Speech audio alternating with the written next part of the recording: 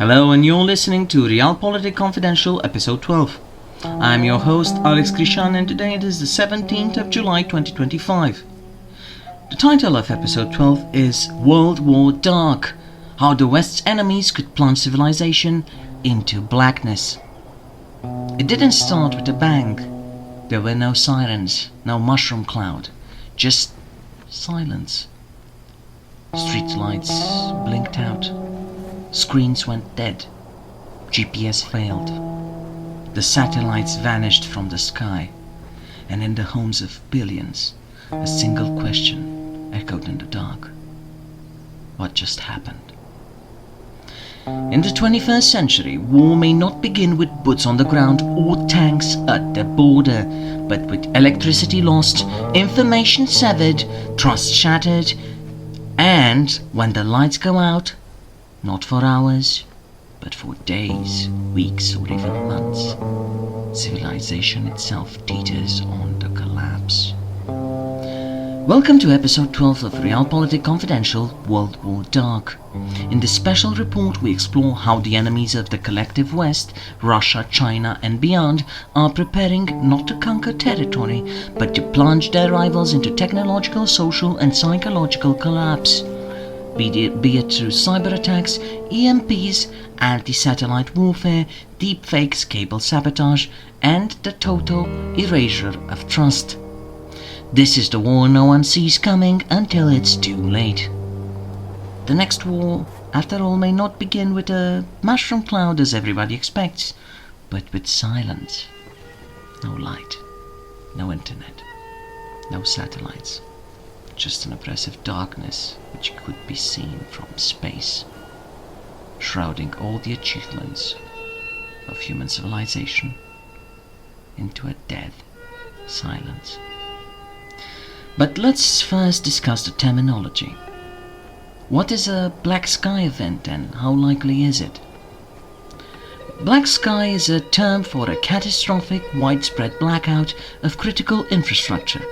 The Electric Infrastructure Security, or EIS Council, defines a black sky hazard as a catastrophic event that severely disrupts the normal functioning of our critical infrastructure in multiple regions for long durations. In plain terms, it's a disaster, be it natural or man-made, causing cascading infrastructure failures on a scale we're not prepared for.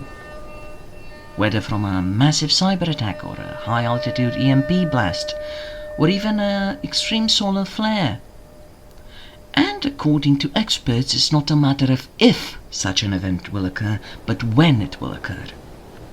Avi Schnur, CEO of EIS Council, warned there is a nearly 100% probability that our highly interconnected world will experience a black sky event in the coming decades. Why is modern society so vulnerable? Well, the answer is simple and can be summed for once in one single word: interdependence.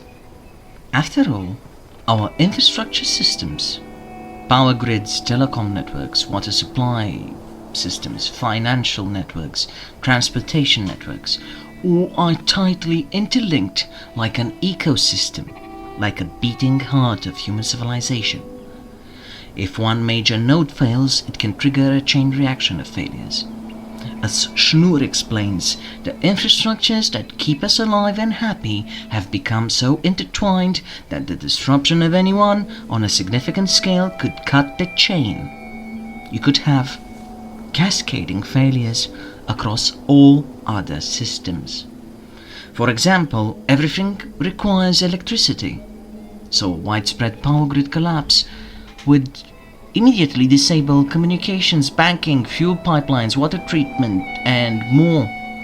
Conversely, a cyber attack that crashes the internet or financial systems could in turn disrupt power grids, which depend on network control and market signals. Modern cities truly run on an invisible digital and electrical thread, and a black sky event would sever this thread all at once. But how would this look for you and me? How would your average citizen, your average person experience a black sky event.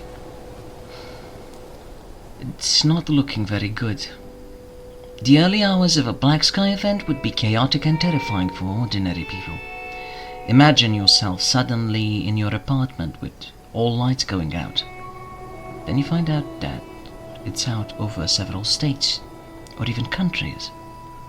The internet and phone networks die, no news, no 911, no way to know what's happening exactly. ATMs, credit cards, and gas pumps stop working, since banking networks and electric pumps are down. Within minutes, traffic snarls to a standstill. A signal fails.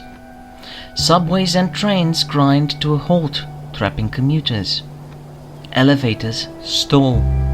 Water and fuel supplies soon falter, because municipal pumps and pipeline-controlled networks need power in order to function. Most hospitals have backup generators, but those only last so long as their fuel reserves, and lesser clinics or nursing homes go dark. In winter, heating fails, and in summer, air conditioning units fall silent. Panic and confusion spread in the information vacuum, with Twitter, TV and radio off the air. Rumors run rampant. People won't know if it's an attack, how wide it extends, or when help is coming. This is fog of war. In the darkness, the fog of war can be just as dangerous as the physical outages themselves.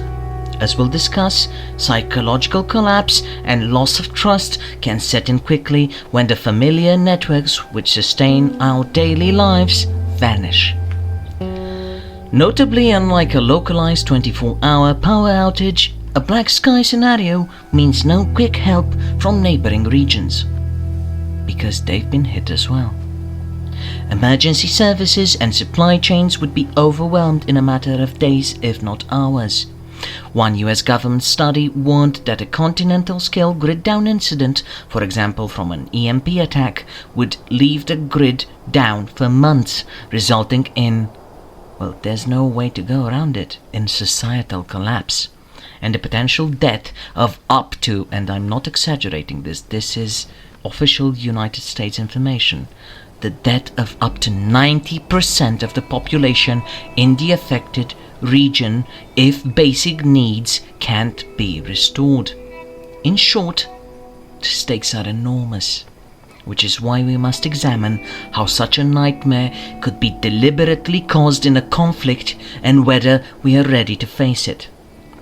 You maybe think that I'm exaggerating, so let me put your mind at ease, or, well, at unease to be more specific in this case. I will read directly from a Colorado House Bill testimony concerning the creation of a roadmap for improving electric grids in the state. On point 5 of the paper, you will find EMP impact definition. I will start reading from it right now. EMP impact. A hemp, that is HEMP, over the central US at the correct altitude would likely destroy the US electrical grid. This would take many months or years to repair, and the result is societal collapse, potentially leading to the deaths of 90% of the population. No water, no food, no transportation, no internet. Russia, China, North Korea and Iran would have already incorporated EMP attacks into their military doctrines. Also, both Russia and China have spent vast resources protecting their critical infrastructure from nuclear effects. Well, I don't know about you, but that worries me to no end. And this is not the one day after novel. This is reality, I'm afraid. But let's discuss specifics. How would this happen? There's a multitude of ways. But let's start with cyberwarfare and AI-driven sabotage. One of the most immediate ways an adversary could create a World War Dark scenario is through cyber attacks on critical infrastructure, potentially amplified by AI. But Russia and China have developed offensive cyber capabilities within their military and intelligence forces. The Russian GRU, which is the military intelligence branch, and China's Ministry of State Security, or the MSS, with doctrines that include targeting enemy infrastructure. In the past decade, Russian cyber units, often operating under GRU, have repeatedly shown the ability to inflict blackouts and disrupt vital systems. Notoriously, in 2015 and 2016, Russian hackers from the GRU's Sandworm team penetrated Ukraine's power grid and plunged hundreds of thousands into darkness in the dead of winter.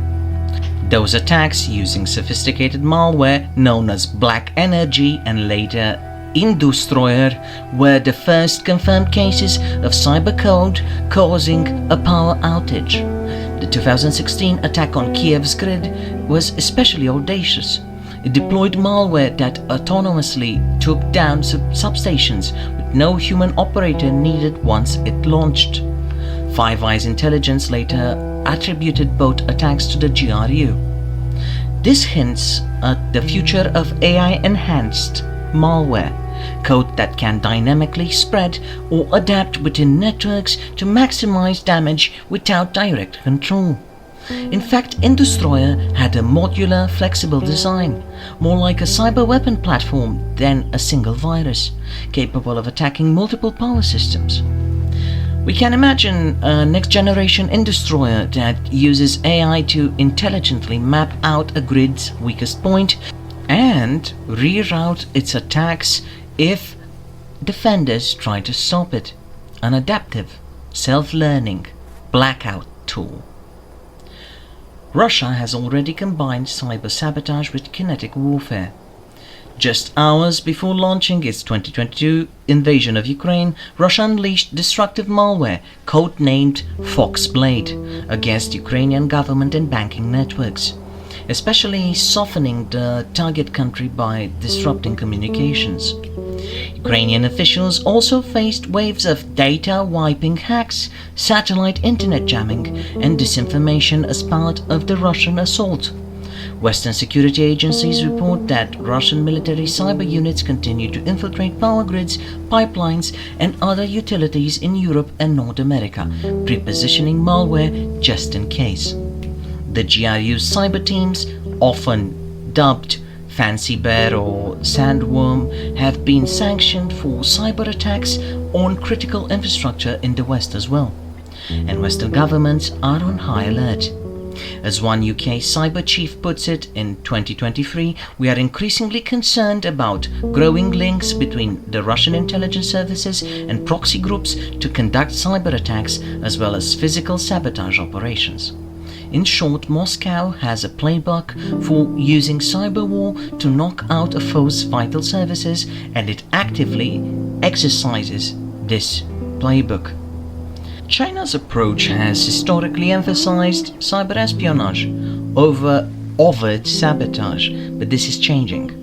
Chinese military writings openly discuss plans for strategic cyber attacks on critical infrastructure to coerce adversaries in conflict. The PLA's textbook, Science of Military Strategy, envisions that paralyzing an enemy's power grid, communication and financial systems via cyber means could persuade an adversary not to push further in a crisis.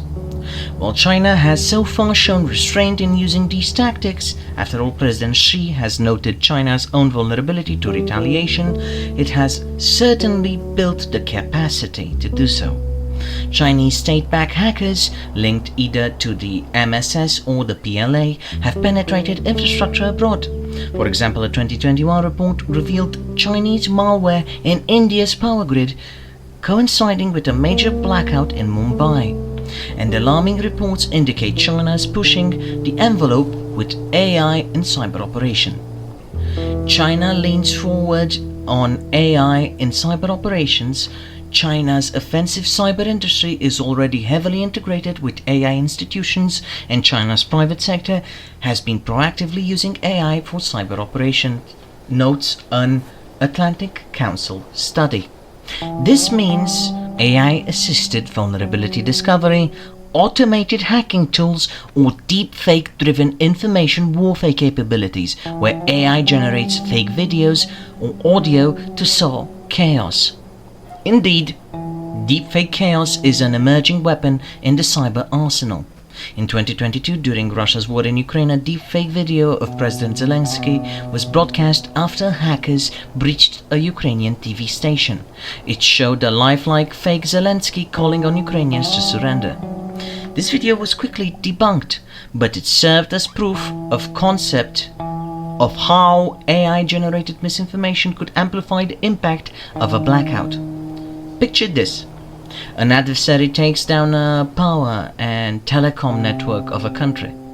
So people are in the dark, both literally and informationally. Then they flood social media and hacked TV or radio channels with false messages from leaders, fake emergency alerts, and propaganda, with no way to verify through official channels, because they're offline. Many might believe the lies, causing panic, riots, or even surrender. A US Naval Institute analysis pointed out that such a scenario, noting that by synchronizing action of disinformation releases with a blackout, attackers can exploit the population's heightened susceptibility to misinformation when normal communications are cut. Beyond bits and bytes, cyber war can yield very physical consequences. Imagine attacks on pipelines, for example, to trigger explosions or fuel shortages, or on railway controls, causing derailments or logistical paralysis, on hospital networks, disabling life-saving equipment, or on satellites. More on that soon. These are not hypotheticals, I'm afraid. We've already seen glimpses. Russian hackers have been accused of attempting to meddle with industrial safety systems. For example, the 2017 Triton malware attack on Saudi petrochemical plants, and of repeatedly scanning or probing Western energy grids and pipelines for weak points. A recent CSIS study found that between 2022 and 2024, 21% of documented Russian sabotage attacks targeted critical infrastructure, be it power grids, pipelines, or undersea internet cables. And in many cases using electronic attacks or cyber means rather than bombs. For instance, Russian operatives have been known to use low-tech methods like dragging anchors to physically sever undersea fiber optic internet cables, literally cutting off communications. When it comes to Cybergeddon, Russia in particular has shown it will mix old-school sabotage with cutting-edge hacks to plunge its opponents into the dark. Now let's discuss EMPs and satellite killers striking at the sky. A more sudden and indiscriminate path to a black sky scenario would be attacks that knock out power and space-based systems directly. One such tool is a high-altitude nuclear EMP detonation or anti-satellite weapons.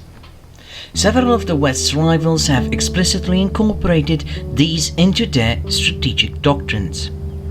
What is an EMP pulse? You might have heard about it, but you probably never heard the definition. An electromagnetic pulse, or an EMP, is a nuclear explosion set off in the upper atmosphere, for example 30 to 300 kilometers high.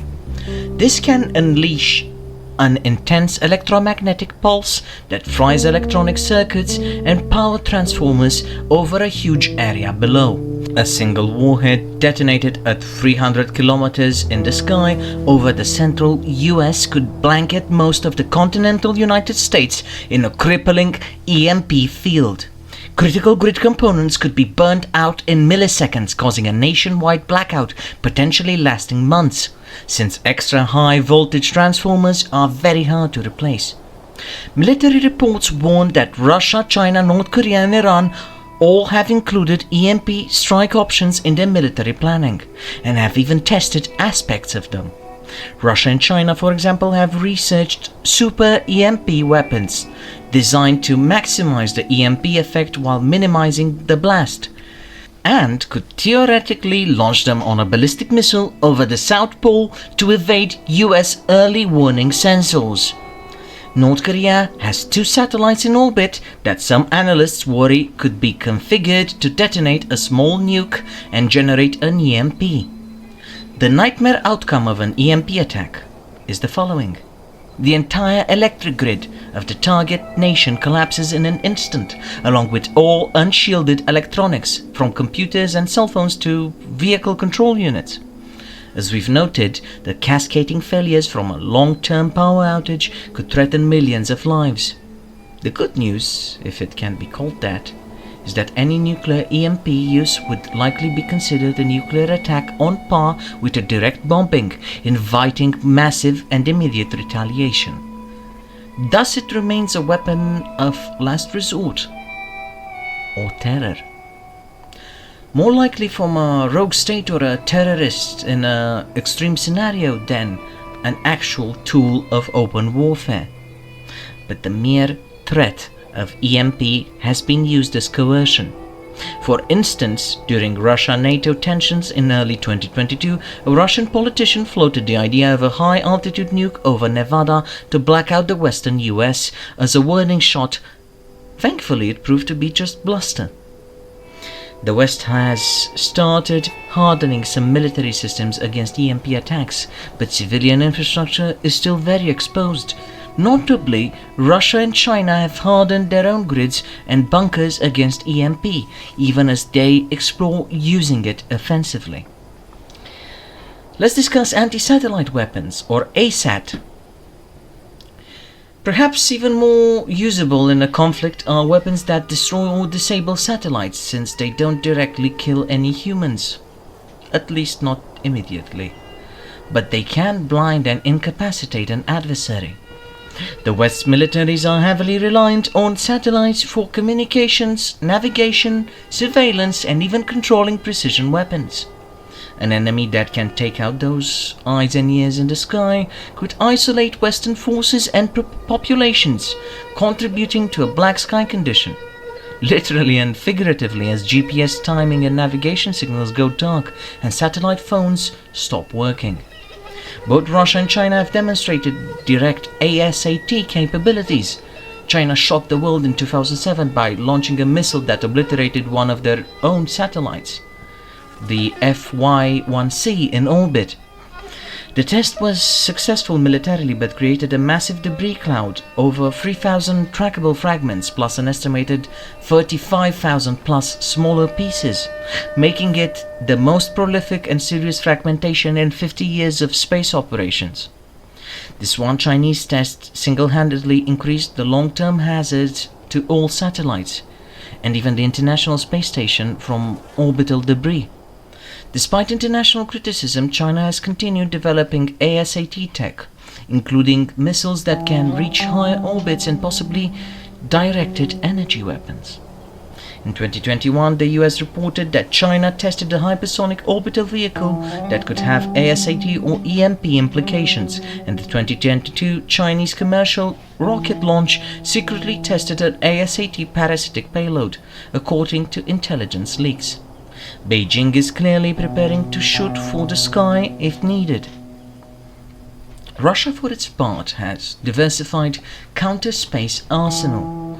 In November 2021, Russia conducted a direct ascent ASAT test, smashing one of its defunct satellites, the Cosmos 1408, with a missile again littering orbit with debris and endanger the ISS and other satellites.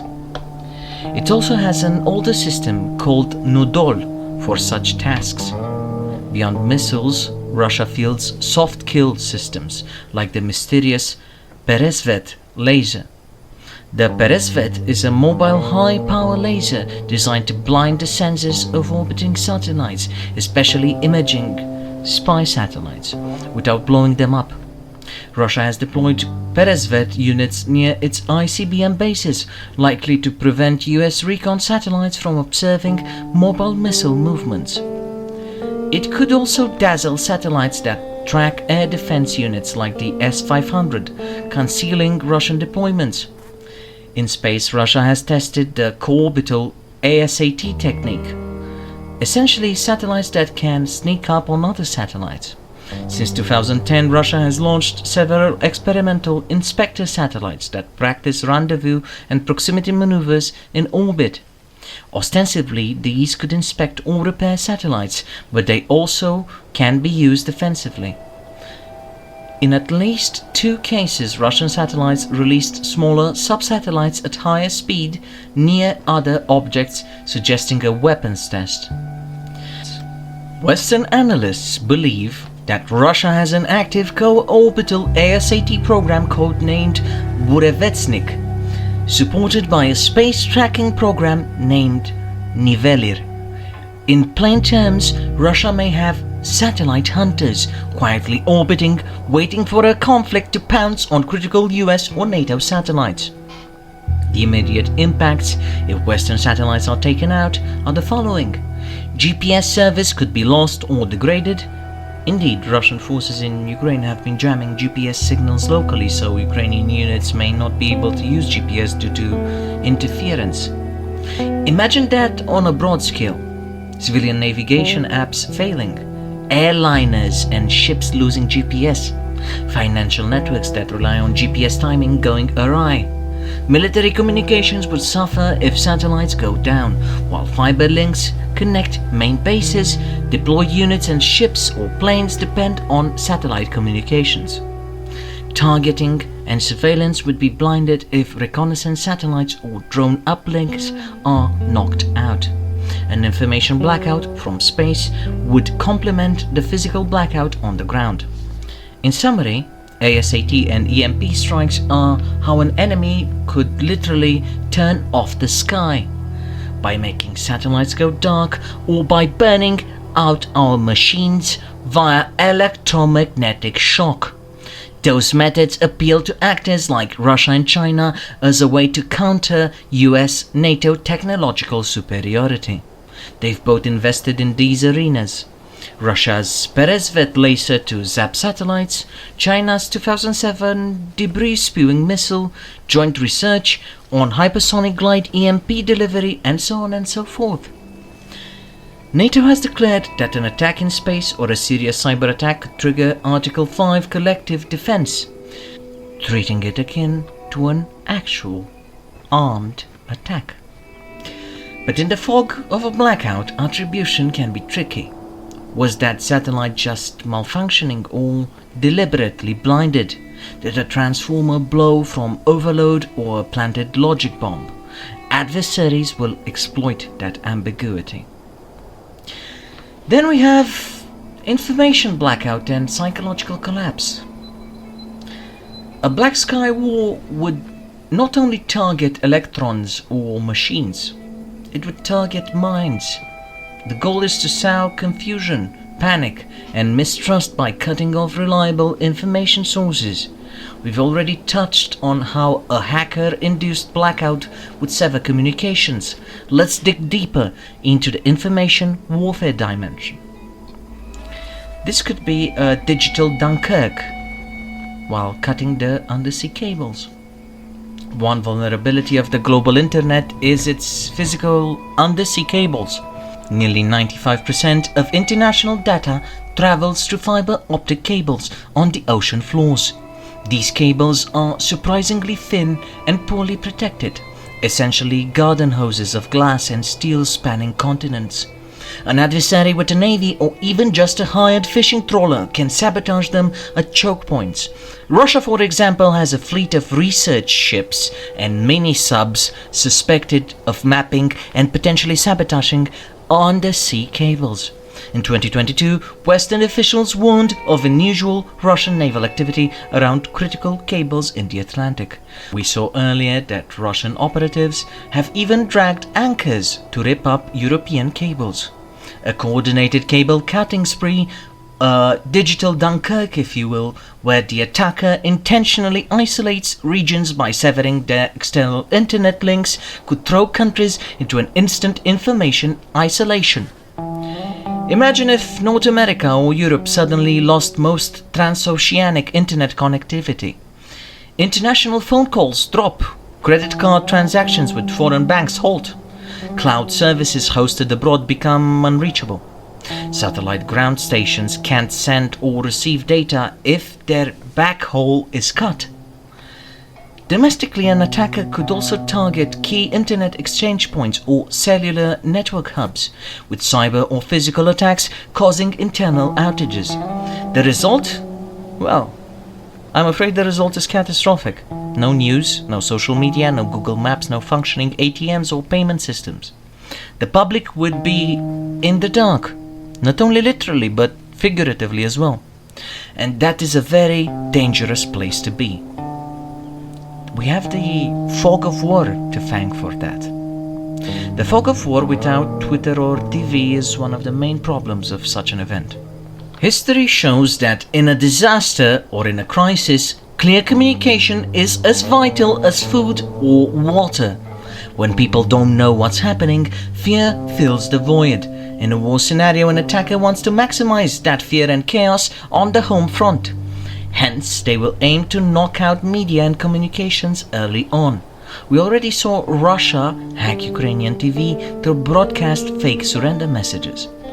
One can envision hacks on Western emergency alert systems to send false alarms. For example, a fake text alert about a nuclear attack which actually happened accidentally in Hawaii in 2018. Obviously, it caused widespread panic. The people thought they would be incinerated in nuclear fire in a matter of minutes. Then we have social media manipulation, which would also run rampant. If internet is partially up, armies of bots and trolls would flood in.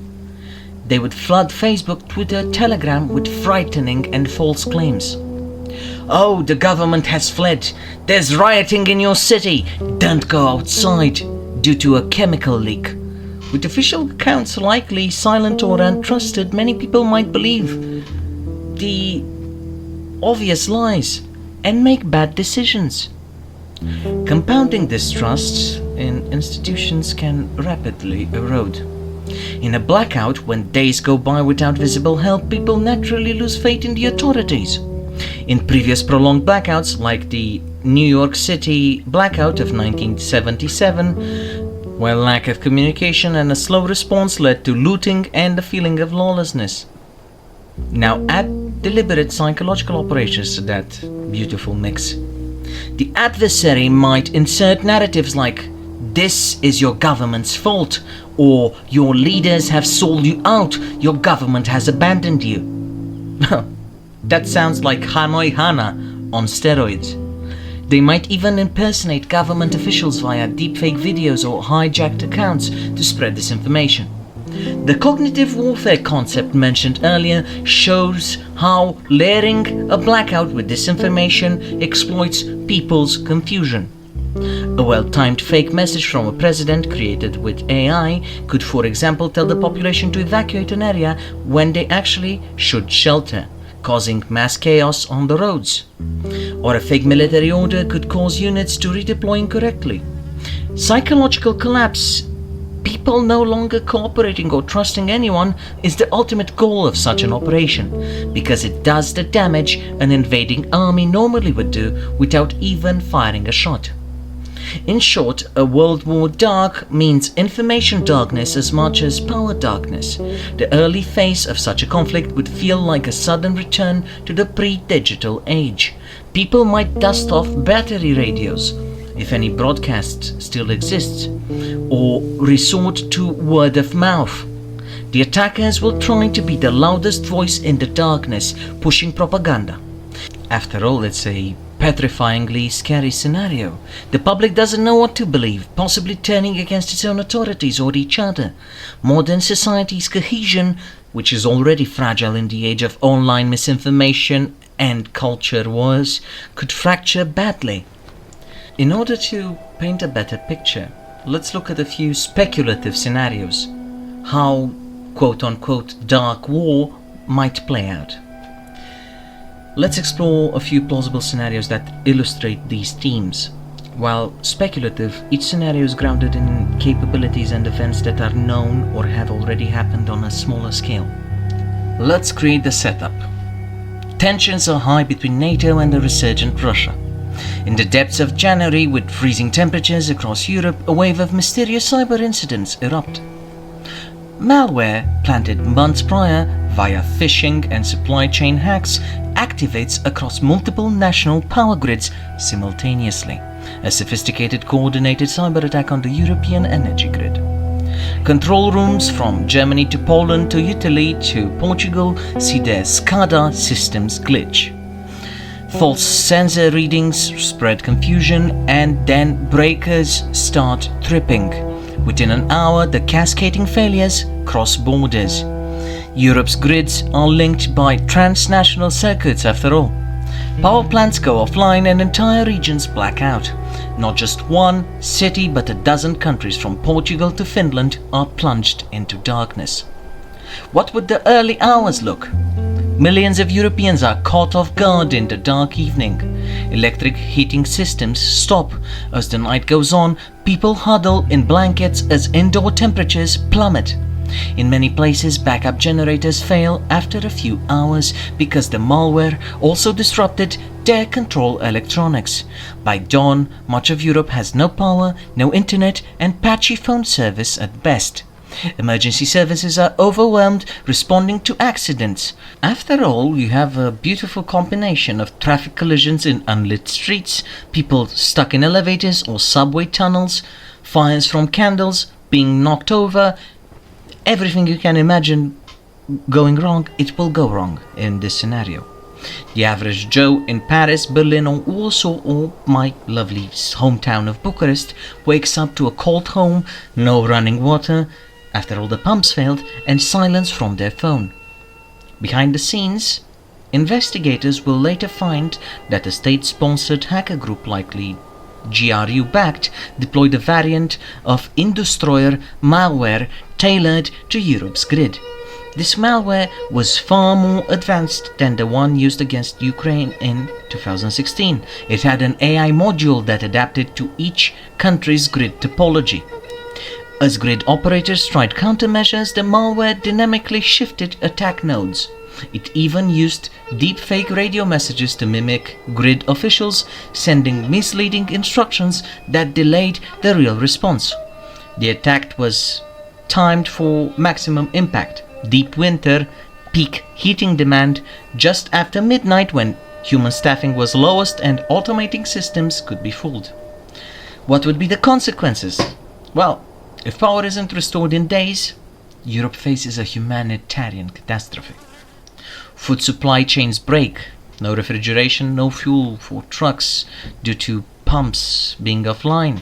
Hospitals run out of generator fuel and people would likely freeze to death in their own homes.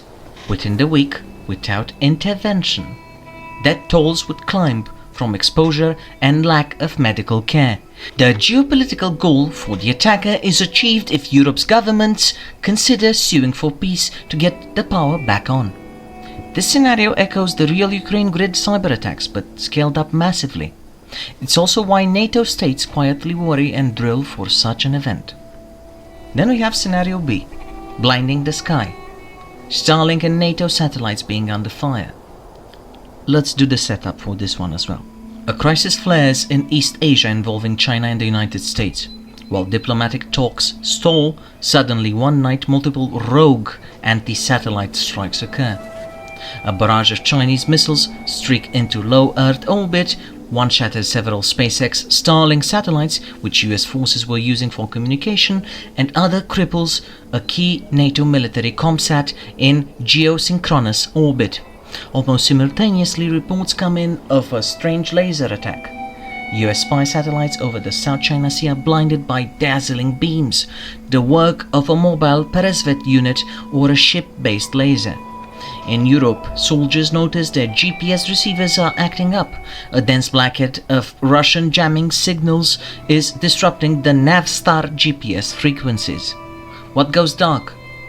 Well, on the battlefield, NATO units and ships find their encrypted SATCOM links dropping. Some resort to backup HF radios. Starlink services go down region-wide, because not only were satellites blown up, creating debris that threatens others, but ground stations were hit with cyber attacks. Russia has previously tested methods to target Starlink, considering it a threat after seeing Ukraine use it for drone strikes. Troops using Starlink terminals see only dead terminals. Reconnaissance drones lose connectivity and feed. Meanwhile, the civilian side feels it too. Commercial flights start to get delayed or rerouted as GPS becomes unreliable for navigation. And the more unlucky airplanes, which are already in the sky, end up getting off track and most of them crashing into the earth or the ocean. Even though only a few satellites were directly destroyed, the psychological impact is huge. Space is no longer safe. Thousands of Starlink satellites remain, but in the conflict zone, their signals are jammed or their network severed from the ground. What's the situation on the ground? Well, without Starlink and secure SATCOM, Western forces face a predicament. Their net-centric warfare advantages erode. Commanders worry the next wave might target ISR. ISR means intelligence, surveillance and reconnaissance. The ISR satellites could be next. Will they go blind to enemy movements? In civilian life, internet connectivity, which often relies on satellites as backhaul in remote areas, is spotty. Rumors swirl of satellites falling from the sky. People can literally see on clear nights a few bright streaks, pieces of destroyed satellites burning on re-entry, streaking the sky, creating rumors and fear among the civilian population. People can literally see them, after all. But nobody either confirms nor denies what has exactly happened. Governments urge calm and claim they have alternatives, but the truth is NATO was not fully prepared to lose its space assets. Only after the fact do they accelerate programs for satellite resiliency and backup nav systems. This scenario reflects real developments. SpaceX's Starlink resisted Russian jamming in Ukraine by quickly updating software. But a physical attack is the next level. Russia's Medvedev indeed mused about targeting Starlink, accusing it of aiding Ukrainian strikes. We also know GPS is actively jammed in conflict zones by Russia.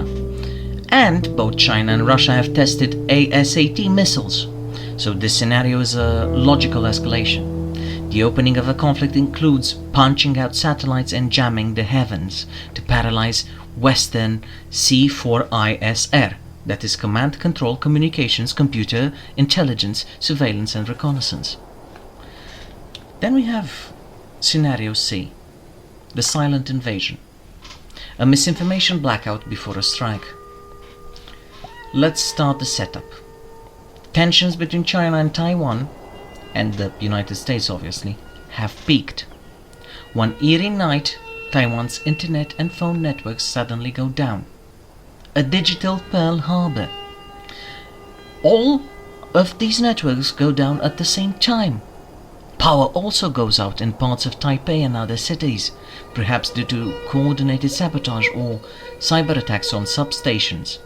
Within minutes of the outage, as people scramble for information, strange messages flood the remaining channels. Text alerts claiming to be from Taiwan's government instruct citizens to stay indoors because of a military exercise. On social media, dozens of deepfake videos appear showing President Lai Ching-te allegedly negotiating a surrender or telling the army to stand down. All of them fake, but very convincing, especially when people are uncertain or afraid. Even Taiwan's emergency radio broadcast system is hacked to transmit confusing or conflicting instructions. Chaos unfolds. With communications severed, the population is confused and isolated. In the darkness before dawn, many don't realize that across the strait an actual invasion is already underway. Missiles are striking bases and ships are heading towards shore. Units in Taiwan's military receive conflicting orders, some from genuine command and control units, others from spoofed sources. Some radar stations that rely on network data are disabled by cyber attacks, so they fail to see the incoming targets. By the time reliable info trickles out, perhaps via analog military radios or scout reports, critical hours have passed. The adversary's strategy of a misinformation blackout succeeded in a paralyzing response in the crucial opening of their attack. As a result, paratroopers land in some areas unopposed, and key facilities are seized before defenders even know what's happening. What's the bigger picture of this scenario? This scenario mirrors what the US Naval Institute described as layering cognitive warfare on physical disruption. An attack times their kinetic strike to coincide with maximum confusion. We saw a micro version of this in the Ukraine. A deepfake of Zelensky telling troops to surrender appeared on a hacked TV stream in March 2022, likely with the hope that some Ukrainian units might hesitate or lose morale. Now imagine that scaled up to a whole country at war. This kind of blitzkrieg on truth could deliver a victory before a shot is even fired. If the defenders are too disoriented to organize, it underscores why resilient communication is so important. Resilient communication, like backup radios or hardened networks and rapid debunking, are vital in modern defense. In NATO exercises, planners now include cyber and information attacks, preceding any physical attack because they know it's coming. The question remains, are we prepared? Let's discuss the response doctrine and resilience. Facing these daunting threats, cyber-induced blackouts, EMPs, ASAT strikes and information war, how ready are Western nations and their allies to respond and recover? The uncomfortable answer is not as ready as we'd like, but steps are being taken. But in order to answer this question of are we prepared, first we have to discuss NATO and cyber and space readiness versus the reality in the field. On paper, NATO has declared that a significant cyber attack or space attack could be grounds to invoke Article 5. That is the article which deals with collective defense. They have cyber rapid response teams and centers of excellence like the CCDCOE in Estonia and conduct exercises simulating cyber warfare. NATO's 2021 policy even stated that space is an operational domain and that an attack on a member's satellites can trigger collective defense. However, doctrine is untested in reality, at least to date. No Article 5 has been ever triggered by a cyber or space incident. The line for significant attack remains blurry, consequentially. Moreover, most cyber defense lies at the national and private sector level, not with NATO centrally. The alliance can coordinate and share intelligence, but it doesn't run the power grids or internet architecture of its members. This raises concerns. Western military infrastructure might as well be protected, but if civilian infrastructure is knocked out, the military's operational environment is severely hampered anyway. Troops, after all, need fuel from civilian refineries. Bases need power from civilian grids and so on and so forth. Recent events have exposed gaps. The 2023 CSIS report on Russian shadow war sabotage concluded that Western countries have not developed an effective strategy to counter these attacks and mainly rely on defensive measures that have not deterred the Russians. Sharing intelligence and hardening targets is necessary, but not sufficient. The report advocated a more offensive response to raise the cost on Moscow, for example, targeted offensive cyber operations against Russian military networks. Right now, such offensive cyber counterstrikes by NATO countries are rare and kept covered, obviously. NATO as a whole tends to respond to hybrid attacks with sanctions or arrest, as in indicting hackers, rather than hacking back in the open. The risk is that our adversaries may not take us seriously enough. After all, they might not be deterred from trying a black sky type attack. Western leaders have said severe consequences would follow, but what does that even mean exactly? There's a credibility gap that needs closing to dissuade these scenarios. Then we have critical infrastructure resilience efforts, which are also worth discussing. On the positive note, awareness has grown greatly in the past few years.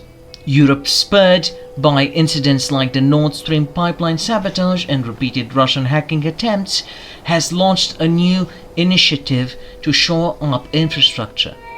In early 2023, the EU and NATO established a joint task force on resilience of critical infrastructure to coordinated protection of energy grids, undersea cables, pipelines, and so on and so forth. The EU is also implementing the NIS2 directive, requiring higher cybersecurity standards for operators of essential services, be it power, transport, or healthcare services. Many countries have also run national grid down drills. For instance, EarthX is an international exercise organized by EIS Council to simulate black sky events. It helps utilities and governments practice restoring services in a blackout scenario. Some militaries are dusting off old analog procedures, for example using high-frequency radios as backup communications since internet and satellite links might fail.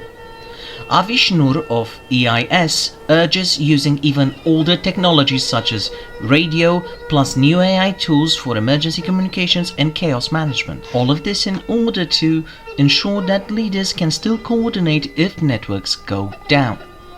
The United States has started investing in grid resilience against both cyber and EMP threats, but progress is slow. The federal government released an EMP resilience action plan and is funding pilot projects to harden transformers. Yet, as various congressional hearings have noted, much of the grid remains unprotected and reliant on decades-old technology. Transformer stockpiles are limited. If dozens got fried at once, replacements would have to be manufactured, which takes extra time if you don't have power. On the cyber side, US utilities have upped their defenses. Many have cybersecurity operation centers and share threat intel via Electronic Information Sharing and Analysis Centers, or EISACs. But the power sector is a patchwork of private and public entities with varying resources. A top-down, nationwide resilience upgrade, for example putting surge protectors on grid equipment or ensuring backup diesel generators at cell towers and gas stations, is expensive and politically challenging unless spurred by clear and present dangers. One tangible improvement is that some backup communication networks are being set up.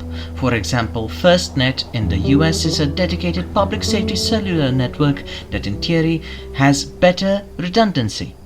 Some countries are considered low-tech backups, like maintaining analog landline capability or stockpiling satellite phones for emergency departments. Cross-sector coordination is also being addressed. Energy, telecom, finance sectors all are doing joint exercises since they know they'd fall like dominoes together. However, one must candidly say if a black sky event hit tomorrow, it would be absolute chaos despite these efforts.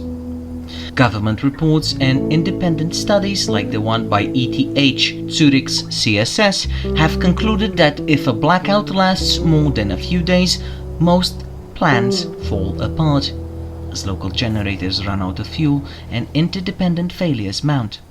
The key is shortening the duration of the blackout and maintaining public order during it. And now for everybody's favorite segment, the big picture. What would World War Dark truly mean? Let's step back for a moment. This isn't just about power grids, cables or satellites. This is about the very oxygen of modern civilization. Information, electricity and trust. All of it is vulnerable. In a world hardwired for speed, precision and hyperconnectivity, the West has built an empire of light. a system that depends entirely on uninterrupted flow, be it the flow of electrons, of data, or of belief. Our cities, our defense systems, even our democracies are all plugged into that invisible grid that our adversaries, Russia, China, Iran, North Korea, all have learned something vital. You don't need to outgun the West. You just need to unplug it. World War Dark is not science fiction. It is emerging doctrine. China's writings on system destruction warfare, Russia's real-world test on Ukraine's grid, GPS jamming, ASAT tests in orbit, targeted cable sabotage in the Atlantic or in the North Sea. I'm afraid this isn't theory, my dear listeners, this is rehearsal. But all is not yet lost. A World War Dark initiated by cyber and space attack is frightening, to say the least, but one we can prepare for. Western nations are waking up to the threats and slowly building up resiliency. We've learned from smaller scale incidents, Ukraine, blackouts, ransomware outbreaks, that planning and partnerships make the difference in these cases. The key will be to harden critical nodes, be it power stations, telecom hubs, or satellite links. The key would be to develop backup systems, from alternate communication methods to stockpiles of transformers, and enhance international coordination so that an attack on one is mitigated by the support of others. Equally important is maintaining the public's trust and awareness. People who know what to expect and have basic emergency training will handle a blackout more calmly, denying adversaries the psychological victory. We should not be lulled by the absence of a mushroom cloud. A war that begins in silence and darkness could be just as devastating as a nuclear exchange. But foresight and preparation can ensure that even if adversaries plunge us into the dark, we will not be left blind. And as the saying goes, hope for the best, but prepare for the worst. The free world must light candles of resilience now, that even the blackest sky cannot truly extinguish the fire of our civilizations. In the end, the war for the future may not be won with armies, but with resilience. Because when the lights go out, what survives is what we are prepared to protect. And in the darkness, real power is not who speaks loudest, but who can still be heard. Thank you for listening. This has been Realpolitik Confidential, Episode 12, World War Dark. You've been listening to me, your host, Alex Krishan, and this is our 12th episode. I am very grateful to have a small but continuously growing audience, and I hope you truly find this instructive. Meantime, goodbye, God bless you all, and stay safe out there, and remember, less ideology, more analysis.